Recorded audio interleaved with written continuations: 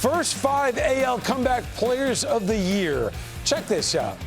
Tomey in 06, Pena in 07. I mean, are you kidding me? Both these, and they're here. We planned this. Congratulations, a decade and a half late.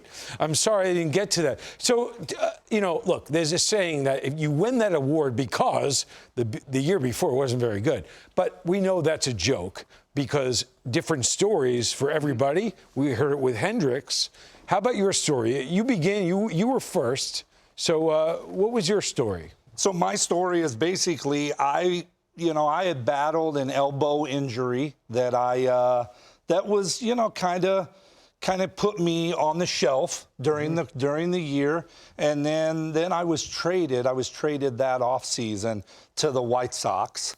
And then I got to, which was, for me, I got to go home. I got to be around a place that I grew up. But yeah, like my journey with comeback was more of an injury. And when you do get injured, it kind of puts it in perspective. Okay, the work begins, because we were always taught at that point to work and put the time in. But when the game gets taken away for a little bit and you step back, you realize, okay, I still want to do this. I still want to compete at this level. But now the real work begins on a rehab and then getting yourself back the following year. Would you say it's kind of like a really humbling experience? It's very humbling, right? Yeah, because you just don't know. I mean, at the end of the day, there's always younger guys, that are fighting to take you in a good way. They're fighting to play in the major leagues. And in our end, we want to maintain what we were always blessed to do for a long time, and that's play at the high level. So to remind people, Ryan Howard was in the minors. Yes. And Philadelphia said, we can't hold him back much longer. So you got traded, but you mentioned something to us early in the day about the spring training before that season and what it meant to you. Yeah. Tell that story. So typically I was not a fast starter in April and May.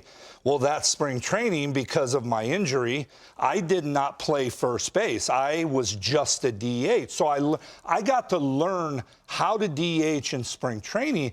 But the biggest thing, and I credit Ozzie Guillen and Joey Cora, that they would send me down to the minor leagues and get, I would bounce around on minor league getting at bats. I'd get 8, 9, 10 at bats in a day.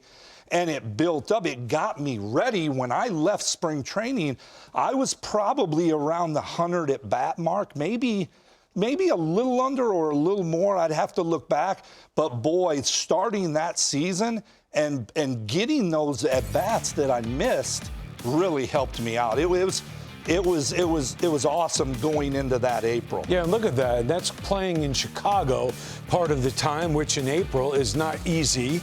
Given the weather, those numbers, why is your OPS so low? Hey, Carlos, you're, I mean, come on. Not even 12 right? Something? Is that really? Yeah. Okay, whatever.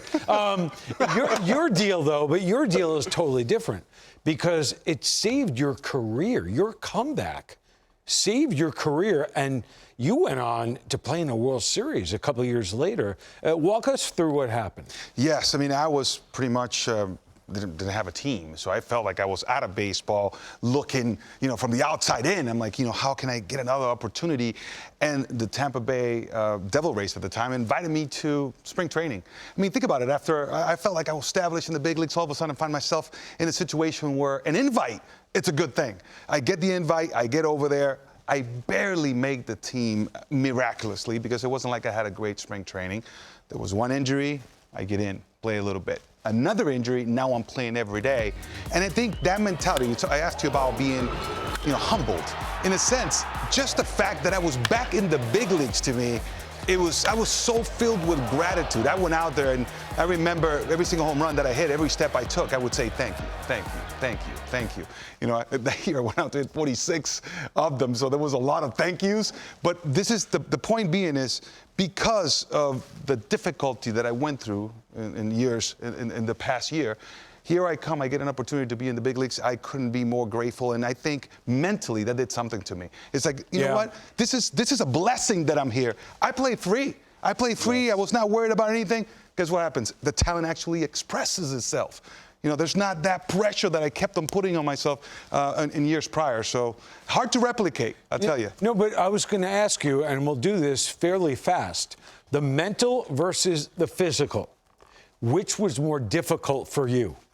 Well, that year, the mental came easier because of the circumstances, but the mental game is most definitely the toughest part. To me, I would say the physical game. When you know, even as I aged, my low back at times, I had issues with my low back, and the physical aspect of getting ready and knowing that you fully weren't healthy as you're aging, that kind of plays in your mind. So it does, there's a little bit of both. Yeah, sure. But physically you understand that you're just not like, you're not the same player you were, say, when you were 25. But you have to do right. you have to do you have to do the right managed. work. You have to manage and maintain and do the right work and not do an overload of work either. Yeah, well, I mean, if you really came back, that OPS would have been a little higher.